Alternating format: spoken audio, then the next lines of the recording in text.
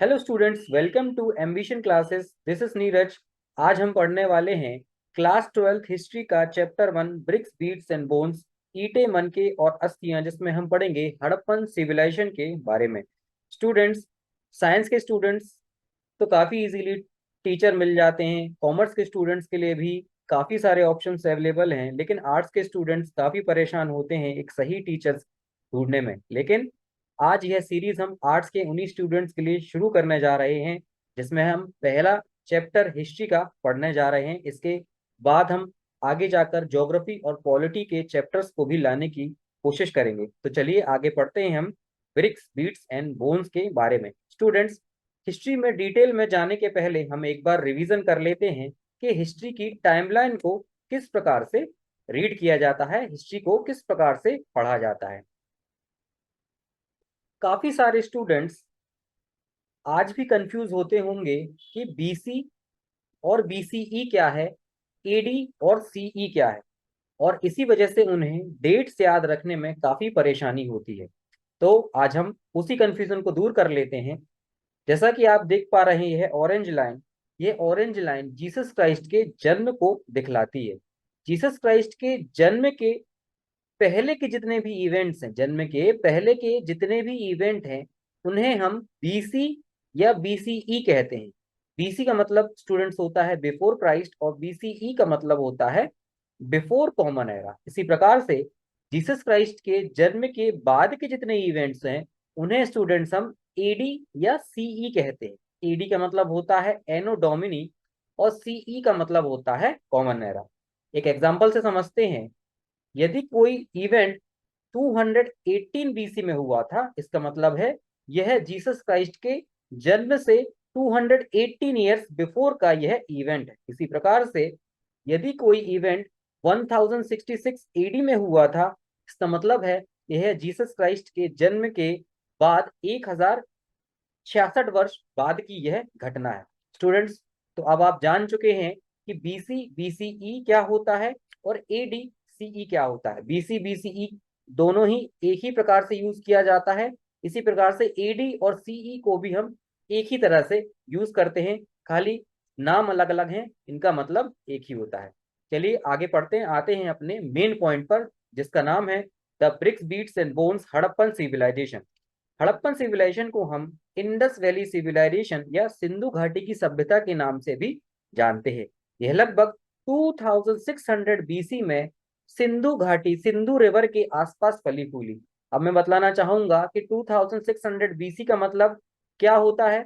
2600 BC का मतलब होता है कि यह जीसस क्राइस्ट के जन्म के 2600 वर्ष पूर्व की, 2600 वर्ष पहले की घटना है।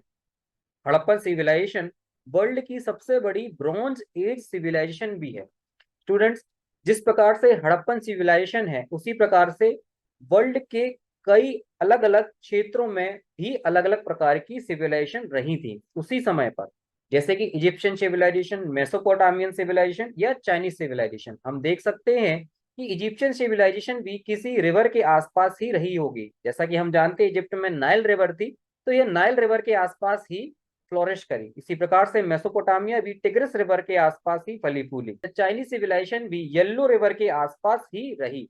तो हम देख सकते हैं कि इंडस वैली नदी के आसपास ही रही, इसी वजह से इसका नाम सिंधु घाटी की सभ्यता पड़ा। हम देख सकते हैं कि नदियों के आसपास होने का सबसे बड़ा रीजन क्या होगा। आप कहेंगे सर पानी की उपलब्धता। पानी के उपलब्ध होने की वजह से उन्हें पीने के लिए पानी बड़ी इजीली उपलब्ध हो जाया करता होगा। लेकिन मैं कहना चाहूंगा, क्या पीने का पानी ही उपलब्ध होना ही इसकी एक वजह है? उसकी कई सारी वजह हो सकती है। जैसे कि पीने के पानी के अलावा वहां पर आप मछली पालन भी कर सकते हैं। आने जाने के लिए, ट्रेवलिंग के लिए भी आप नदियों का इस्तेमाल कर सकते हैं। इसके अलावा एग्रीकल्चर के लिए आप नदियों के पानी का इस्तेमाल कर सकते हैं। एक ऑप्शन और हो सकता है, जैसे नदियों के पानी, नदी जहां पर होती है वहीं वहां पर कई सारे जानवर पानी पीने के लिए आते हैं, उनका शिकार करके भी आप उनसे भी अपने खाने पीने की जरूरतों को पूरा कर सकते हैं। ओके स्टूडेंट्स, आगे बढ़ते हैं। स्टूडेंट्स, हड़प्पन सिविलाइजेशन को इंडिया की ही नहीं वर्ल्ड की भी पहली सिविलाइजेशन माना जाता है।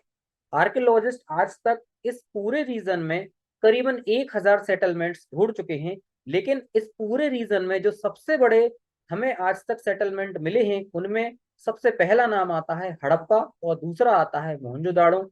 इनका नाम आप बचपन से सुनते आ रहे हैं, हड़प्पा और मोहनजोदाड़ो काफी फेमस हैं। क्लास 6 में भी हमने इसके बारे में काफी कुछ पढ़ा है, लेकिन आज हम इन नगरों के बारे में काफी डिटेल में पढ़ने वाले हैं। कि आपकी सिटी में करीबन मिनिमम से मिनिमम 5 लाख लोग रहते होंगे, बड़ी सिटीज में 10 लाख लोग भी रहते होंगे। क्या आप अंदाजा लगा सकते हैं कि उड़प उस समय हड़प्पा और मोहनजोदाड़ो में लगभग कितनी पॉपुलेशन रही होगी, कितने लोग रहते होंगे? तो बतलाना चाहूंगा, जब हड़प्पन सिविलाइजेशन अपने पूरे जोरों पर थी, पूरे अपने हाइट पर थी, तब हड़प्पा में करीबन 35,000 लोग रहा करते थे। इसी प्रकार से मोहनजोदाड़ो में भी करीबन 35 से 40 हजार लोग रहा करते थे। दोनों ही सिटीज को काफी प्लान तरीके से बनाया गया था, जिसके बारे में हम धीरे धीरे करके आगे और पढ़ेंगे। इसकी जो बिल्डिंग्स थी वो मिट्टी की पकी हुई ईंटों की बनी हुई थी। बिल्डिंग्स स्क्वायर शेप में बनी हुई थी और एक ग्रिड पैटर्न में बिल्डिंग्स बनी हुई थी। चौराहों पर कुओं की उपलब्धता थी, वेल्स बने हुए थे जिससे पानी काफी मात्रा में इन क्षेत्रों में उपलब्ध था। कुछ घरों में भी कुएं मिले हैं, घरों से भी कुएं प्राप्त हुए हैं। चलिए आगे बढ़ते हैं। पिक्चर में आप देख पा रहे हैं ग्रिड पैटर्न में बने हुए घर, ये कुएं मिले हुए हैं, ये वेल्स हमें कई जगहों से प्राप्त हुए हैं। इनकी आप फोटोज पिक्चर्स आप देख सकते हैं किस प्रकार के वेल्स हमें हड़प्पन सिविलाइजेशन से मिले हैं। स्टूडेंट्स, हम इस चैप्टर को पढ़ने में काफी सारे पिक्चर्स का यूज करेंगे। पिक्चर्स से आपकी मेमोरी स्ट्रांग होती है और आपको ये सारे टर्म्स याद करने में, समझने में काफी आसानी होती है। तो चलिए आगे पढ़ते हैं। हड़प्पन सिविलाइजेशन में हड़प्पा वह पहला नगर था जो आर्कियोलॉजिस्ट को मिला, इसीलिए इस सिविलाइजेशन का नाम हड़प्पन सिविलाइजेशन है। यह एक नगरीय सभ्यता थी, अर्बन सिविलाइजेशन थी। इसकी राइटिंग को आज तक नहीं पढ़ा जा सका है। यह लगभग 2600 बीसी से 1900 बीसी तक रही। 1900 बीसी के आसपास आते आते यह लगभग विलुप्त हो चुकी थी, केवल कुछ ही पार्ट में यह रह गई थी।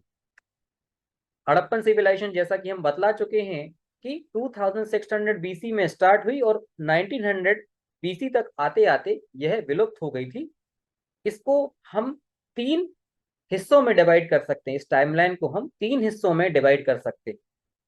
द अर्ली हड़प्पन कल्चर जो कि इसका पहला पार्ट है, दूसरे नंबर पर आता है द मैच्योर हड़प्पन कल्चर और तीसरे नंबर पर आता है द लेट हड़प्पन कल्चर। जो अर्ली हड़प्पन कल्चर था वह 2600 बीसी के पहले के कल्चर को हम कहते हैं। मैच्योर हड़प्पन कल्चर रहा वह 2600 से 1900 बीसी तक रहा। इसी प्रकार से लेट हड़प्पन कल्चर जो कि 1900 बीसी के आसपास रहा होगा उसे हम लेट हड़प्पन कल्चर कहते हैं। यह इंडस वैली सिविलाइजेशन का मैच्योर फेज का एक मैप है, जिसमें आप इसके बड़े बड़े नगरों को देख सकते हैं। आप इंडस रिवर को भी देख सकते हैं, हड़प्पा को देख सकते हैं आप, इसी प्रकार से मोहनजोदाड़ो को आप देख सकते हैं।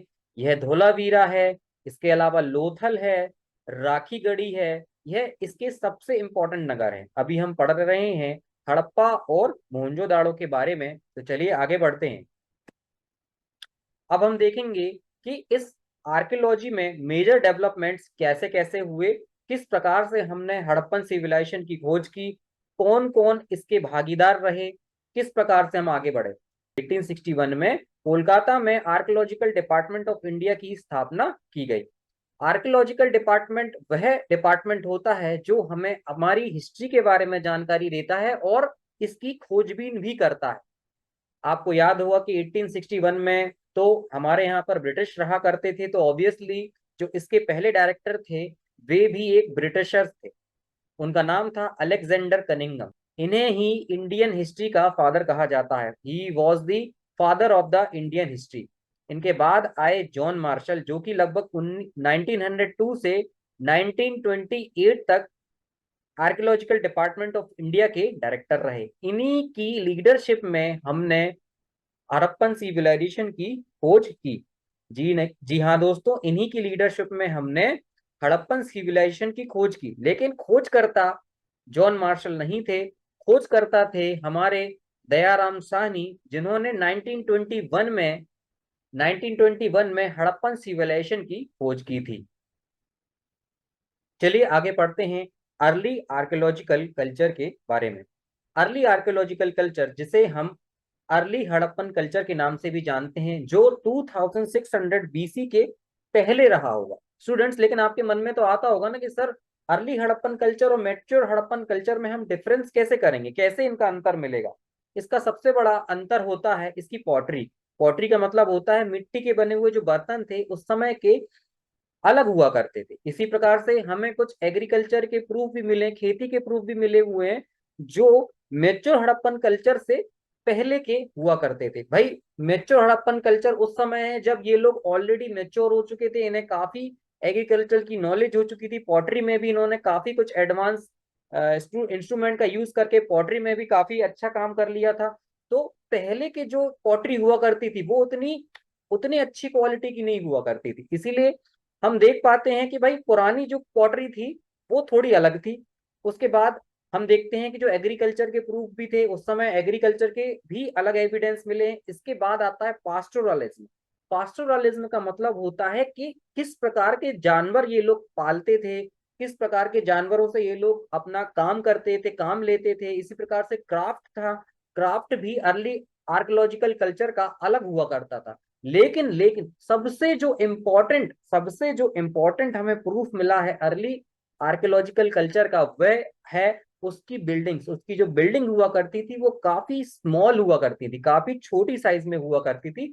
छोटी छोटी बिल्डिंग्स मिली हैं हमें। छोटी छोटी बिल्डिंग्स मिलने का मतलब ये होता था ये अर्ली आर्कियोलॉजिकल कल्चर्स की बिल्डिंग है ना स्टूडेंट्स। तो आगे पढ़ते हैं हम लोग। अब इसके बाद पढ़ेंगे हम सबसिस्टेंस स्ट्रेटजीज के बारे में। सबसिस्टेंस स्ट्रेटजीज का मतलब होता है कि किस प्रकार का वो लोग शिकार किया करते थे, किस प्रकार की वो लोग गैदरिंग किया करते थे, उनकी इकोनॉमिक लाइफ के बारे में। उनकी इकोनॉमिक लाइफ किस प्रकार की थी, किस प्रकार की खेती किया करते थे, किस प्रकार का वो लोग पास्टोरलिज्म में यूज किया करते थे। पास्टोरलिज्म का मतलब होता है स्टूडेंट्स कि किस प्रकार के जानवरों को वो लोग पाला करते थे। बहुत सारे प्लांट्स और एनिमल्स के ऊपर वो डिपेंड हुआ करते थे उस समय। फिशिंग भी किया करते थे वो लोग और एग्रीकल्चर भी किया करते थे अपने खाने के लिए। हमें काफी सारे एनिमल्स के बोन्स मिले हैं जिससे हमें यह पता चलता है कि ये लोग मीट भी खाते थे। इसके अलावा हमें एक बैल का टेराकोटा मॉडल भी मिला है। टेराकोटल मॉडल का मतलब होता है मिट्टी के बने हुए खिलौने। आप पिक्चर में देख पा रहे हैं मिट्टी के बने हुए खिलौने। इसके अलावा हमें हल का भी एक टेराकोटल मॉडल मिला है, प्लफ जिसे कहते हैं। जिससे हमें पता चलता है कि ये लोग एग्रीकल्चर पर भी डिपेंड करते थे, एग्रीकल्चर पर भी ये लोग डिपेंड करते थे। इसके अलावा प्लांट्स में हमें काफी सारी रेंज मिली है, काफी सारे प्लांट्स के हमें अवशेष मिले हैं। जैसे बीट का हमें अवशेष मिला है, बार्ले का मिला है, लेंटिल्स का मिला है, चिकपिया का मिला है, सीसमी का हमें अवशेष मिले हैं। इसके अलावा गुजरात से हमें मिलेट्स के भी हमें अवशेष प्राप्त हुए हैं। राइस के अवशेष भी मिले हैं लेकिन काफी कम मात्रा में मिले हैं। स्टूडेंट्स हम पहले ही बतला चुके हैं कि काफी सारे एनिमल्स के हमें बोन्स, हमें हड्डियां मिली हैं, जिसमें कि कैटल, फिश, एक फॉल होती है जो कि एक बर्ड होती है, शीप, गोट, बफेलो, इन सभी के हमें हड्डियां मिली हैं। इसके अलावा कुछ जंगली जानवर जैसे कि डियर है, बियर है, बोर है, इस प्रकार के कुछ जंगली जानवरों की भी हमें अवशेष, कुछ हड्डियां मिली हैं। जिससे हमें पता चलता है कि या तो इन जानवरों को ये लोग घरेलू इस्तेमाल के लिए उपयोग करते थे या फिर इनका वो लोग शिकार किया करते थे। एक्चुअल प्रैक्टिसेस के बारे में तो हम अंदाजा नहीं लगा सकते, लेकिन इन जानवरों की हड्डियां हमें मिली हैं, इनकी बोन्स हमें मिली हैं। हो सकता है कि इनका इस्तेमाल या तो वो डोमेस्टिकेट यूज किया करते थे या फिर इनका वो लोग शिकार किया करते थे। एग्रीकल्चर के बारे में हमें काफी जानकारी मिली है। हम लोग ऑलरेडी बतला चुके हैं कि एक हमें बैल का टेराकोटा मॉडल मॉडल मिला है। इसके अलावा हमें बैल की एक सील भी मिली है। बैल इसीलिए हम समझ सकते हैं कि बैल एक बहुत इंपॉर्टेंट उनके कल्चर में जानवर रहा होगा, जिससे हम अज्यूम कर सकते हैं कि बैल का इस्तेमाल खेतों को जोतने में किया जाता होगा। खेतों को जोतने में बैल का इस्तेमाल किया जाता होगा। इसके अलावा आर्कियोलॉजिस्ट को चोलिस्तान और बनावली हरियाणा से कुछ हल के मॉडल भी मिले। हल के टेराकोटा मॉडल भी मिले। हम ऑलरेडी बतला चुके हैं कि हलों के मॉडल मिले, लेकिन हल के जो मॉडल है वो मेनली कहाँ से मिले हैं? चोलिस्तान और बनावली करके एक जगह है जो कि प्रेजेंट में हरियाणा में है। इनसे हमें हलों के टेराकोटा मॉडल मिले हैं। इसके अलावा हमें प्लफ्ड फील्ड यानी कि जुते हुए खेतों के कुछ अवशेष भी मिले हैं जो कि कालीबंगन राजस्थान से हमें मिले हैं। जो खेत हैं वो दो हिस्सों में बटे हुए थे। राइट एंगल पर एक दूसरे को काट रहे थे, तो इससे हमें पता चलता है कि दो सेट होने का मतलब होता है कि अलग अलग दो प्रकार की खेती वो लोग किया करते थे। हमने ऑलरेडी हड़प्पन कल्चर के मैप को देखा हुआ है। इस मैप को देखकर आप अंदाजा लगा सकते हैं कि यह पूरा जो सिविलाइजेशन था वो सेमी एरिड एरिया में था। सेमी एरिड एरिया का मतलब होता है कि इस एरिया में एक मौसम में बारिश हुआ करती थी, एक मौसम में गर्मी हुआ करती थी और एक मौसम में ठंड हुआ करती थी। तो बाकी समय के लिए इन्हें जरूर इरिगेशन की आवश्यकता पड़ी होगी, सिंचाई के लिए। तो सिंचाई के लिए भी इन्हें कुछ ना कुछ फैसिलिटीज यूज करनी पड़ी होंगी। सिंचाई के लिए भी कुछ ना कुछ इन्हें साधनों का यूज करना पड़ा होगा, ताकि ये लोग अपने उस समय जब बारिश नहीं होती थी उस समय भी सिंचाई कर सकें खेती के लिए। ठीक है। तो सिंचाई के लिए हमने एक जगह पर सोरचुगाई, अफगानिस्तान कहते हैं ना, अफगानिस्तान में एक जगह है सोरचुगाई, जहां पर हमें कुछ केनाल्स के, कुछ नहरों के अवशेष हमें मिले हैं, जिससे हमें पता चलता है कि उस समय पर ये लोग नहरें भी बनाया करते थे। इसके अलावा धोलावीरा गुजरात में भी हमें कुछ रिजर्वॉयर, कुछ कुंड मिले हैं, जिससे हमें पता चलता है कि इन कुंडों से भी वो लोग पानी लेकर एग्रीकल्चर के लिए यूज किया करते होंगे, पानी स्टोर किया करते होंगे, ताकि वो लोग अपने एग्रीकल्चर की जरूरतों को पूरा कर सकें।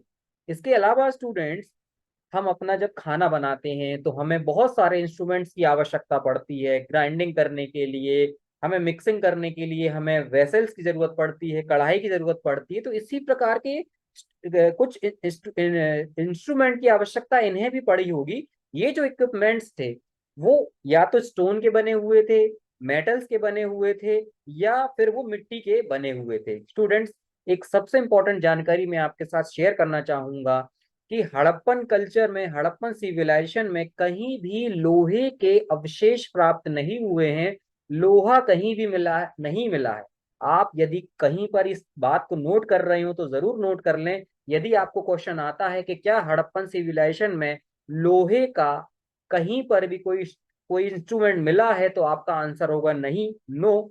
लोहे के किसी भी प्रकार के टूल्स हमें हड़प्पन सिविलाइजेशन में कहीं भी नहीं मिले। इससे हमें पता चलता है कि वो लोग लोहे का इस्तेमाल नहीं करते थे। आप अपनी एक राइट हैंड साइड की पिक्चर में कॉपर टूल्स को देख सकते हैं। कॉपर के काफी सारे टूल्स हमें मिले, लेकिन लोहे के टूल्स हमें कहीं भी प्राप्त नहीं हुए। आगे पढ़ते हैं स्टूडेंट्स। अब हम पढ़ते हैं एक सबसे बड़े नगर मोहनजोदाड़ो के बारे में, जो कि एक बहुत ही प्लान्ड अर्बन सेंटर था, बहुत ही प्लान्ड नगर था। इसकी आर्कियोलॉजिकल फीचर्स को देखकर आप चौंक जाएंगे कि उस प्रकार के नगर भी इस प्रकार से बनाए जा सकते हैं। इस मोहनजोदाड़ो को दो हिस्सों में डिवाइड किया गया था। इस एक हिस्से का नाम था सीटाडेल, जो काफी छोटा था। एक हिस्से का नाम था लोअर टाउन। सीटाडेल एक ऐसी जगह थी जो कह सकते हैं केवल स्पेशल पर्पस के लिए ही इसका इस्तेमाल किया जाता था। कुछ स्पेशल रिचुअल्स हुआ करते थे, उसी समय सीटाडेल का यूज किया जाता था।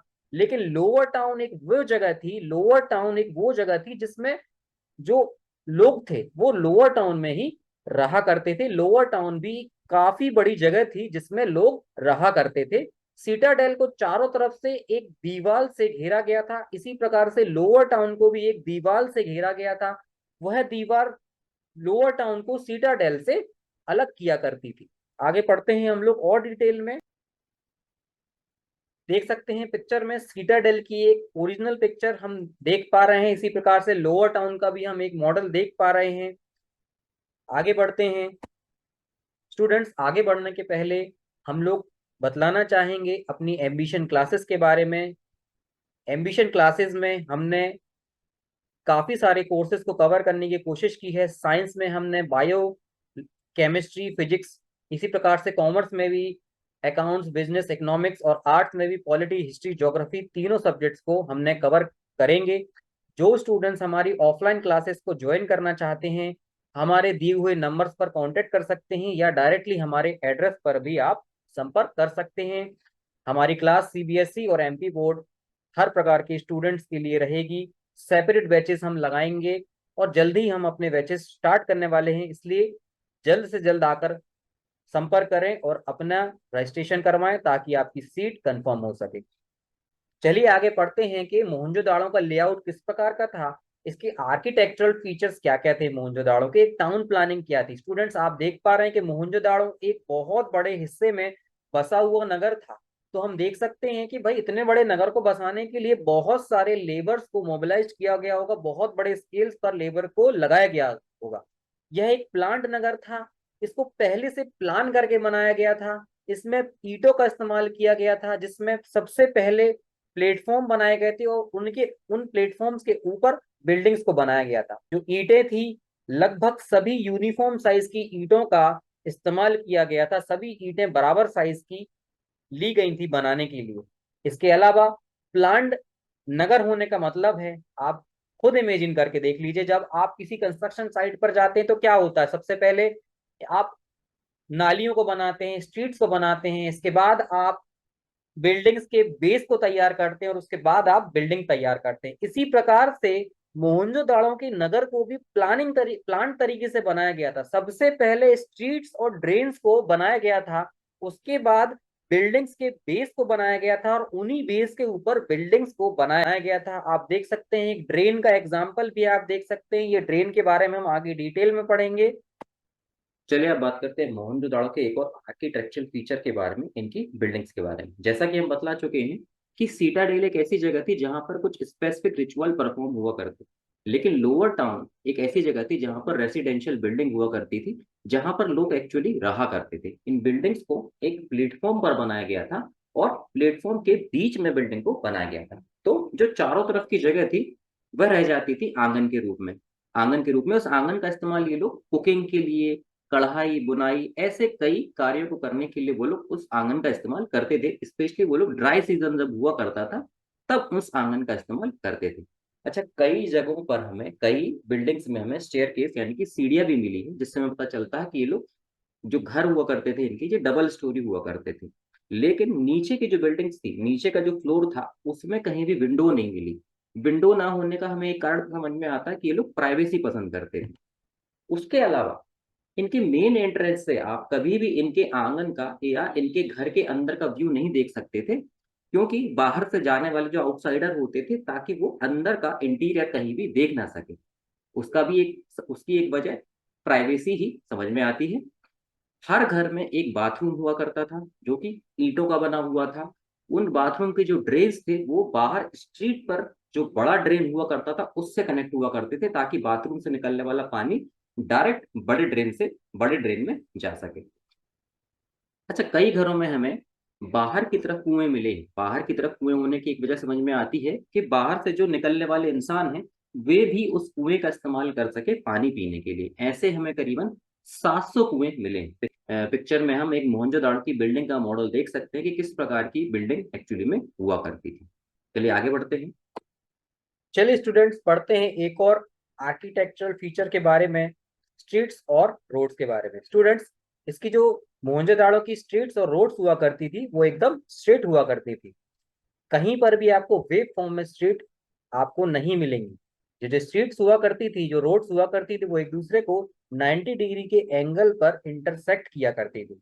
और जो इनका बेस था, इस रोड का जो बेस था वह पकी हुई, मिट्टी की पकी हुई ईंटों का बनाया गया था। जो ईंटें थी उसकी जो लेंथ थी वह इसकी हाइट की 4 गुना, और जो इसकी विड्थ थी वह इसकी हाइट की 2 गुना हुआ करती थी।